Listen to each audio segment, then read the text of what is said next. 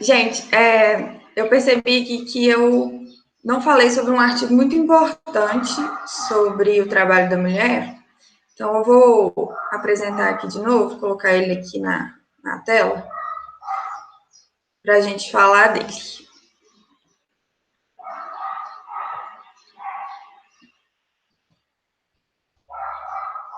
Acho que está aparecendo aí, né?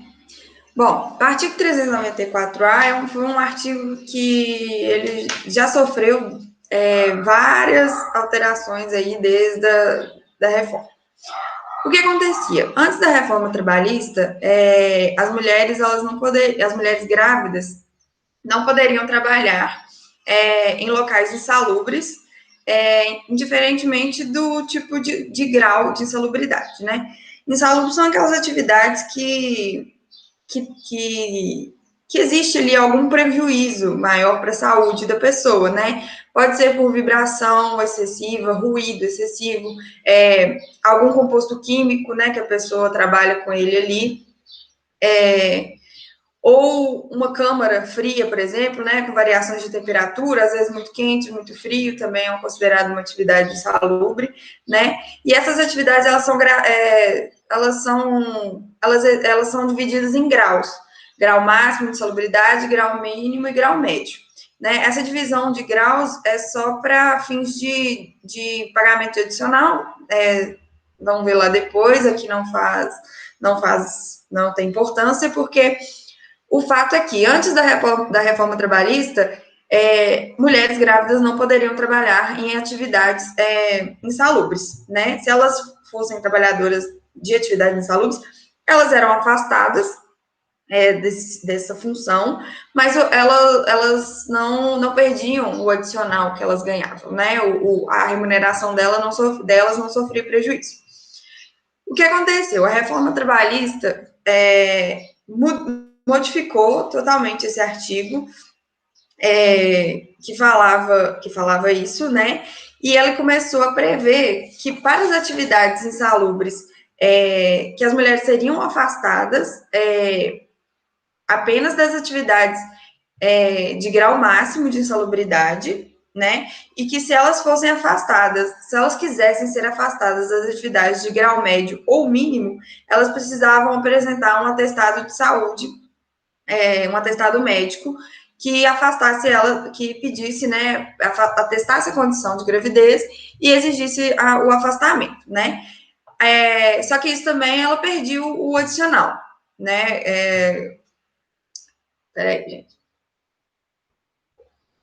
Né? Mesmo com o atestado médico, elas perderiam o adicional. Então, a remuneração delas sofreria um prejuízo. O que aconteceu? O sindicato, a Confederação Nacional dos Metalúrgicos, né, que é uma forma de sindicato, vocês vão ver lá na frente também, entrou com uma ação direta de inconstitucionalidade no STF por conta desse artigo, né?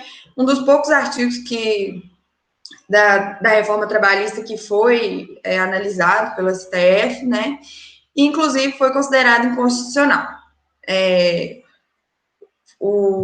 A votação ficou 10-1, né? Então, assim, o argumento principal pela inconstitucionalidade era que tinha um artigo que ele transferia o ônus ali né, o ônus de provar alguma coisa, de pedir um afastamento para a mulher, né, o que era prejudicial, né, além de violar os princípios constitucionais e as garantias constitucionais da maternidade, da proteção ao recém-nascido, ao trabalho, né, enfim, porque ali, além de prejudicar a saúde da mãe, né, prejudicaria a saúde